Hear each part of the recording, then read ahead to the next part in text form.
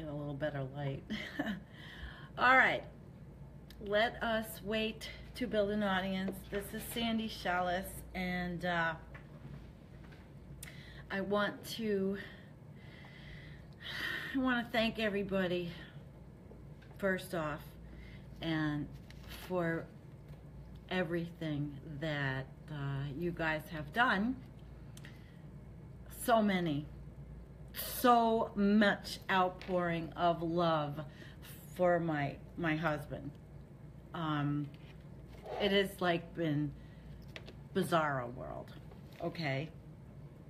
It happened on Saturday. He had that motorcycle accident, and it really has been. It's been absolutely freaking bizarre. I've spent 10, 11-hour days in this hospital with him, recovering. And I want to say hi Cindy, and hi Kim, and hi Jay, everybody. But you know, besides talking about what happened to me and his experience, I really want to talk about hospitals and the waste that goes on in freaking hospitals. You know, I know that I'm going through a very traumatic time, but my mind does not stop thinking about these things. And hi, Kim. I'm so happy everybody's joining me. But my mind doesn't stop thinking about these things. I am just one walking, you know, insane person. Every single thing that I look at that gets thrown away is plastic and rubber gloves and water bottles and everything they use in the hospital is unbelievably wasteful. Food, you know, they throw away so much food. So they generate, on the average, 26 pounds of waste per patient, per bed, per day. And that's according to healthcare statistics that I have up here. And either they ultimately burn it or bury it, okay? Hi, Judy. So all of this is like on my mind, I guess, because I'm spending so many hours there. And, you know, my husband is, you know, he's in pretty bad shape, but he's not in bad shape where it's life-altering, okay? I mean, like he's going to die. But it is life-altering. It's going to change everything for us, you know. It will. It'll change the windmill he wanted. It's going to change the way our gardens are. It's going to change everything this year. But this, again, I want to say the support has just been amazing from the community out there. I can't thank everybody enough. But this whole thing is opened my eyes to every hospital is one big wasteland. This article that I got was back in 2012, and they were talking about, you know, do no harm, okay? Do no harm and try to go green. So this hospital that I'm at, I didn't see anything where they were going green, and this article, it was in Live Science, but it's from 2012. I didn't see anything like that. I see garbage cans full of plastic, full of waste. Now there's also all the medical waste, you know, medical waste. It's like you can't just toss it. They have to put medical waste and do something special with that. They probably do incinerate it or burn it. I don't really know, because now, like somebody said, Kim says, another mission, it is just so hard for me to get over the fact that everything is completely wasted. And so much food, you know, so much food. They come, you don't eat, the guys don't eat it, or the people don't eat it, boom, it's thrown away. Wow. And then I'm in the cafeteria, and everything is done uh, with plastic. And of course, there are, there's some paper, but of course, that's trees. They're cutting down trees. I don't know what the answer is to these little hospital wastelands. It's insanity, if you ask me. This article that I saw in 2012 said the industry wanted to green itself. And they announced at a press conference that 11 large U.S. health systems have formed the Healthier Hospitals Initiative, HHI, to dramatically reduce their energy consumption and waste production. I didn't see it here, in this hospital in New York. And they say the connection between environment and health is well established.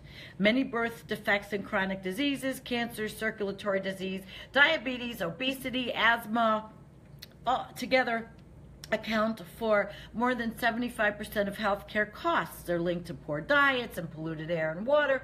But, yeah, okay. So all of this stuff that, these illnesses, I'm trying to do this. I tried to use Be Live, but it didn't work. So this might just slip away. All of this stuff, I don't see it. Oh my goodness. I don't see that anything is done any differently. I just see them as big waste dumps. That's it. I guess that's really what my thing was, waste dumps. Thank everybody. And every day I spend at that hospital, I feel like I'm just at this gigantic waste dump of wasted food and overuse of plastic. No, they don't. And they don't recycle any of the bottles. They don't recycle any of these things. And Tyler says they are such massive buildings, they could have a solar farm just on the roof alone. Green spaces, reuse, recycle plastics. Absolutely. This is what I see. That there is so much room to do something. But again, here's the argument. Is it too little too late? Is it a big freaking waste of time to bother? Is climate change and abrupt climate change coming so fast that if a hospital did all this, does it fucking really matter? I don't know. I really don't know. I think I'm going to have to hold this stupid thing. I'm so goddamn tired, guys. But anyway, so many people have donated to the GoFundMe for Doug. And let me tell you, that is going to help when he comes home, because I really have no idea how we were going to afford any home health care. And he's going to need it, because the way he is already, I know I'm going to have to hide keys to the tractor. I'm going to have to hide keys to his truck. He's already messing around, taking the thing off his neck, And they throw those things away. All those plastic medical devices. All those things that could be used over, cleaned, and donated for someone else. Unbelievable, but that stuff could be used again. I don't get it. Hi, Marcia. It's so nice to see you all here. I'm so happy. And I am so tired. I don't have any idea when this is going to end. Well, it's not going to end. I mean, the rest of my summer is going to be taking care of my husband, which is not like I don't want to. Believe me. Don't even think that that's even an issue. I had to change my plans. I'm going to miss my high school reunion. And I do love to see my people from high school. I'm going to miss them. Tyler says the scalpels and the medical equipment. Yeah, instruments. Every single surgery, they do something different. Every single surgery. I don't even know if they, they have those big things that they put the medical equipment that sanitizes them, right? Hi, Jean. Oh my gosh, there are so many of you here. I don't have enough gratitude. I mean, I have enough gratitude, way more gratitude than I can even tell you in my heart. I cried so much over this last few days, and crying over good things, crying over icky things, crying over my husband being cranky and mean. But I figure, you know what? Cranky and mean means he's getting better. And my joke is, you know, if he was really nice, then he would be going on his way out. So cranky is good, right? To all you nurses out there, is cranky good? Yes. But you know, it hasn't been easy on him. This is about Doug and this freak, stupid, fucking accident. He doesn't even realize how it happened because he wasn't speeding. He promised me he wasn't speeding. He promised me. Somebody said, Elena says, first time I have ever seen or heard you in person and I love it. You should be on here every day. I don't live stream every single day. I don't. I do our page every day. And I also have to shout out to Kia and Judy and Roger. Everybody that's helping with the page is just fantastic. Amazing. Kia has done a lot of work. Kia and I work together in Real Progressive. She knows how to do it. You know, she really knows how to do everything. And her article picks are good. And Judy's article picks, everybody's article picks are good. You know, I'm not the be all and end all of this whole thing. So I'm hoping that you guys, that the people that have helped me will stick around and want to do this and want to volunteer for the page and help do these articles. You know, you have to read it, but you're learning. It's not like you're not learning when you're putting up articles. This is content aggregation. Content aggregation is when you take a content from all verified sources and you put them onto the page so that people can come in and read them. Get your environmental news from us. Sometimes it's not pretty. Sometimes it's really scary news. I know I tend to be a little into the abrupt climate change movement, and it's not a movement, it's real. And I do talk about the Arctic ice, and I talk about it because I talk to the scientists, and I'm friends with the scientists. So I wouldn't if I didn't know. Judy says, if we could get people around the country doing live videos from local problems, yes, I suppose that's one good thing we could do. But all of you, everybody that's joined me here, and you're all my family. And I want to give out a plug to Uphill Media because they are also phenomenal. They're on YouTube. I'm going to be doing a show with them. Maybe a little postponed, but I'm going to be doing their climate show. And I'm so thrilled about it, but I don't know when we're going to start now. My husband, he's a little iffy about all this work I do because he, you know, he likes attention too.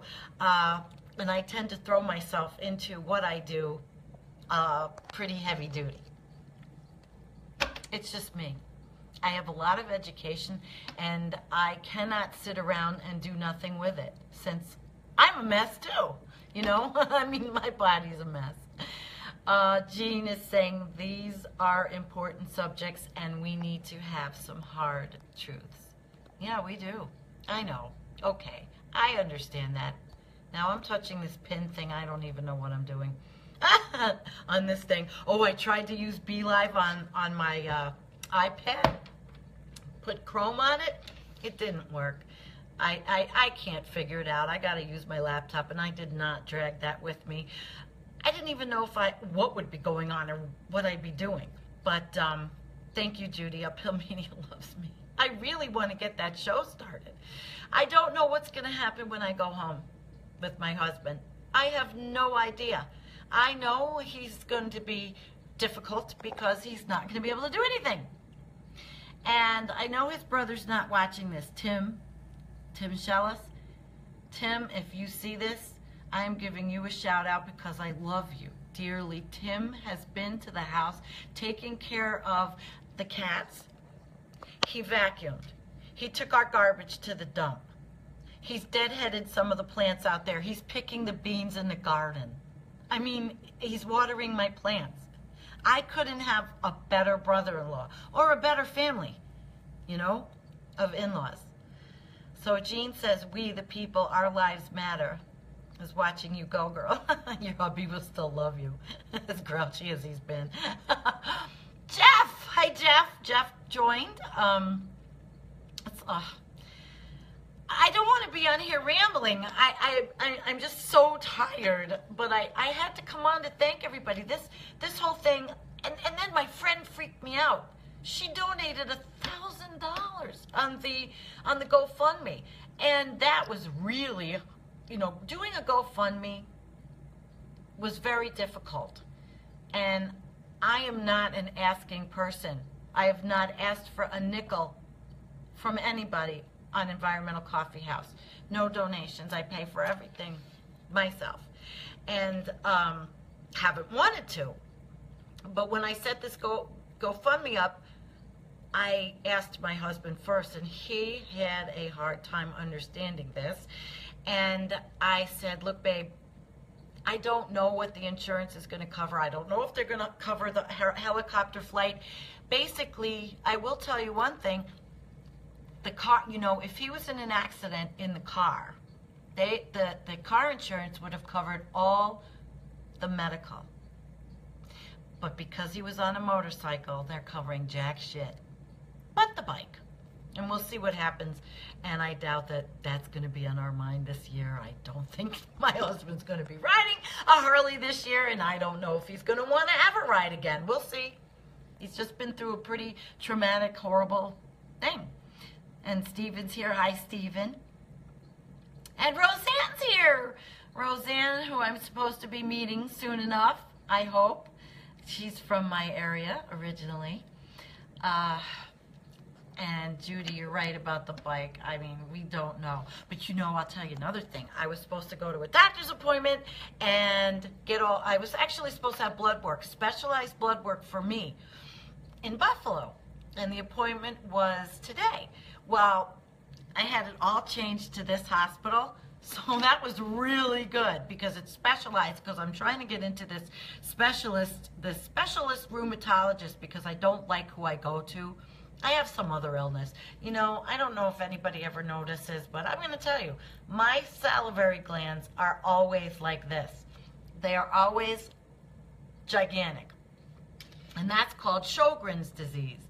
I can't stand it. I'm always very, neurotic about my neck. And I'm going to a specialist. So they did the blood work, and hopefully that'll come back so I can go see this guy, because my doctor says, oh, he's picky and all that, and I'm going to write him a letter. She said, write him a letter. Tell him what you want, because I'm tired of the merry-go-round. And I'm tired of them telling me I have fibromyalgia, because that's always the be-all and end-all. Fibromyalgia does not make your salivary glands blow up when you feel like shit and you get a flare-up, which I do.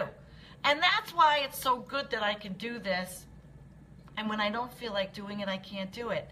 And George, you're on. Hi, George. I wish I was at the hospital and I could show Doug, but he'd be going like this, because that's Doug's usual. If you saw the GoFundMe, I updated him with Doug's usual this picture. And that also means, he's doing good. Poor guy. He's so miserable. And then, of course, I'm selfish because I keep thinking, oh, my God, what am I going to do with my baby? I mean, he does so much, and he's my man. But when they called me, the people that found him, they called me up. And this woman calls, and she says, is this Sandy? And I didn't answer until the third try, because it was a number I didn't know, and it's usually shit numbers, right? So I didn't answer it. Well, I finally answered it because it was the third time. And she gets on and she says, is this Sandy? And I said, yeah. And she goes, your husband's been in a motorcycle accident. And I dropped the phone and started screaming. And she waited until I got myself together. I picked up the phone, and then I realized, well, geez, if she had my phone number, he had to be conscious enough to give him her the number. And I was shocked because Doug doesn't remember anybody's phone number. I didn't even think he would remember mine. He remembered the number. because his phone was in his pocket and it's completely bent. His iPhone is fucked. I mean, it's completely bent. Excuse my language. I haven't even gotten to that yet. And but those people, they found him, and I can't say enough how that helmet and his leather jacket, which I call a hanger breaker leather jacket because it's broken so many hangers, saved his life. The way that he got thrown over the guardrail and into a creek, he was completely soaked on rocks. If he didn't have that jacket on, he might not be with me. I want to say hello to Trevor and a couple of other people that joined, Cynthia. And I need to get out of the habit of saying I can't stand it. I've pretty much stopped the hair shit. Now I have to stop saying At least I don't say, well, like. I am really punchy, guys. And George, you're right. Safety equipment is amazing. And he had said to me, he went to breakfast down the road, and he said he thought about just putting his sweatshirt on. And if he had just put that sweatshirt on, we might be having a completely different discussion here. Because when you go into, you get thrown like that, he said the bike went like this, and that was just so shocking to me because he's such a good rider. We ride together. We are in unison. We've been riding together for years, and, this summer's been miserable because of my problems, but I was shocked, But that jacket saved his life, and I really want to ride. I want to ride the Harley. It has all the equipment in it, the stuff all the crap is in that jacket, and it saved his life. That jacket, because if he had the sweatshirt on, the rocks would have got him, and it would have been really bad. So he has an angel. He's got some kind of angel following him, and I'm not gonna start crying. Hi, Jean. I'm not going to start crying because I've done so much of that. And I haven't been sleeping. And I haven't really been eating. Oops. I don't know what I did. I haven't been eating. Which doesn't matter because, believe me, losing a few pounds is not going to hurt me. But it's not the way you want. And George, if you were here, I would smoke one with you too. And Doug doesn't want to take the medicine. He doesn't want to take the pain medicine, and the nurses have to yell at him, you got to take the stuff. I almost felt like saying to them today, listen, give him some medical marijuana, he'll be happy. That's probably why he's so cranky. I can't smuggle him in a joint. Maybe some brownies. Maybe I need to make him some brownies and smuggle him in some brownies. Oh my God, I have no place to make brownies. I'm in a hotel. But I'll tell you another thing. This hospital gives the family of patients, this hotel, which is really nice, $40 a night with $5 of tax. That's it, $40 a night, or I wouldn't be here. I probably would be sleeping in the room on that uncomfortable chair with the neighbor that he has that shit all over himself and the floor today, and it was a mess. It's always really hard to I'm sorry for being so graphic, but hospital stays are not always that great, and I think we're going to get him his own room. And it may be because of my mother. We'll see. I think so. But anyway, George, yes, brownies. It was pretty gross, I felt so bad, but these nurses are amazing. Nurses are amazing people. They are just patient. And let me tell you, they put up with a lot from him. I give so much to nurses. Nurses, all of you. I've been in the hospital. I've had 3 back surgeries, but I was never a miserable patient. I don't know if I can be miserable really over anything. I don't know why I'm like this. I never yell at anybody. I just, I'm just like this. Anyway, all of you are great. I'm so glad you're with me. Thank you so much for sharing the GoFundMe. That's going to help when he gets home because I'm going to need help. I can't do it all by myself. And he never taught me to ride the tractor.